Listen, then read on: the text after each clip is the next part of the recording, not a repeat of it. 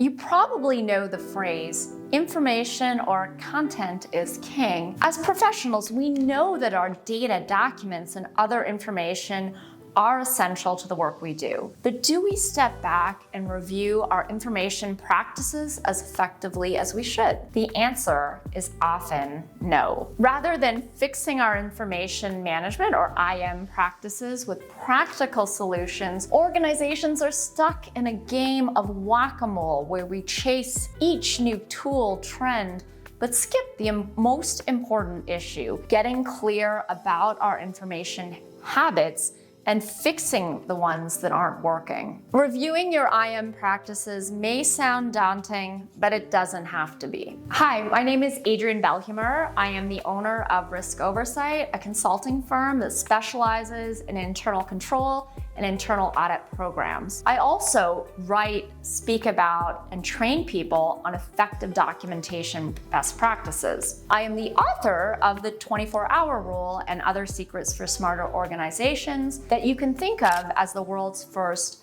mass market book on documentation best practices. So what exactly do I mean by information practices? Let's say you put your keys in the same place every day, in a place that you've communicated to your family members who borrow your keys from time to time. This is sort of what IM is about, putting information in a defined place so that you and others can find it and use it when you need to.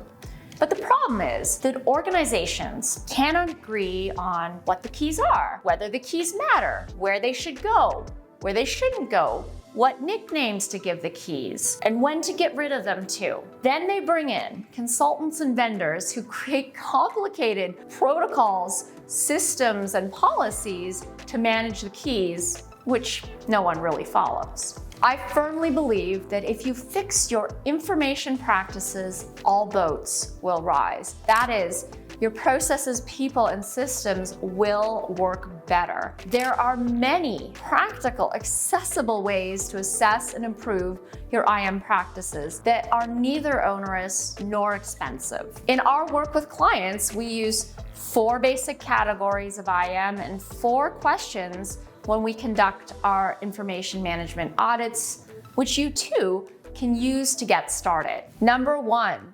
classification, or how do you bucket your information to manage it?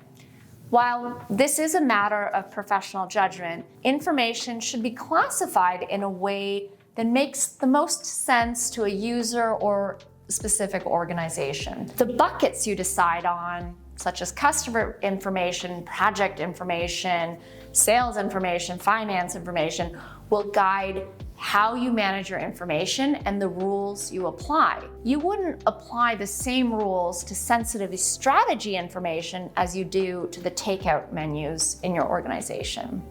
Number 2, approve repositories. Where do you keep information and in what systems? And where do you not keep information?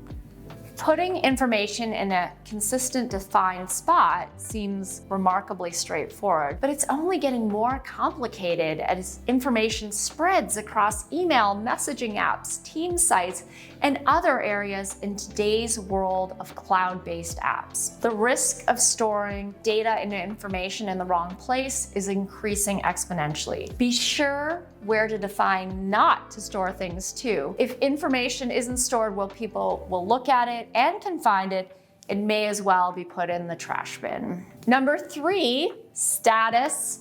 How do you separate information by work in progress, archived, and rot, redundant, obsolete, and trivial, aka trash documents? If you are looking at a mishmash of half-done, old, and outdated documents all lumped together with what you're working on, you need to separate them out, or at least be able to differentiate between them. Separating work in progress or current, archived, and rot or trash documents is a super easy trick to improve your visibility into your information and improve how you manage it. Number 4, policies. How clear, reasonable, and enforceable are your IM policies, and are they designed for the real world. It would be highly unusual for me to walk into a client that doesn't follow its accounting policies. Yet it's completely normal that I walk into companies that have IM policies that aren't followed, never read, and collecting digital dust. IM policies are a bit of a tricky beast. My recommendation is that you write them by starting with the 3 preceding questions, then layer on basic rules like retention, naming conventions, metadata, and more.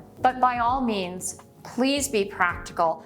I have literally seen policies that say all documents must have metadata and do not store information on shared drives. These are completely impractical rules. Write your IM policies for the real world, not the academic or the ideal world. There you go. You have 4 aspects of information management and 4 questions to get started with assessing and improving your information management practices. To recap, number 1, classification. How do you group or bucket your information to manage it? Number 2, approve repositories. Where do you keep information and in what systems, and where do you not keep it? Number 3, status. How do you separate information by work in progress, archived, and rot? Redundant, obsolete, and trivial, aka trash. And number 4, policies. How clear, reasonable, and enforceable are your IM policies? Are they designed for the real world? If you have any questions or need any help with your information management practices, program, or policies, please do not hesitate to reach out to me for help. Thank you for tuning in. I'm Adrienne Belhumeur, and remember, happy documenting.